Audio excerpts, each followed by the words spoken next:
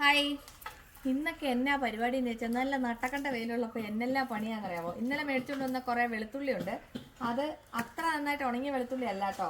അപ്പം ഞാൻ എന്ത് ചെയ്തു, അത് കുറച്ചൊന്ന് വെയിലത്തിടാന്ന് വിചാരിച്ചത് കണ്ടോ. നല്ല വലിപ്പമുള്ള വെളുത്തുള്ളി കിട്ടിയപ്പോൾ മേടിച്ചതാ. എന്താ നല്ല വലിയ വെളുത്തുള്ളി അല്ലേ. അപ്പം അത് കുറച്ച് വെയിലത്തിട്ടു. പിന്നെ ഇച്ചിരി പെരിഞ്ജീരകം ഉണ്ടായിരുന്നു, അതൊക്കെ ഒന്ന് റെഡിയാക്കാൻ വെച്ചു. പിന്നെ 10 കിലോ മുളക് മേടിച്ചായിരുന്നു. നമ്മുടെ കാശ്മീരി അച്ചാറൊക്കെ ഇടണ്ടേ.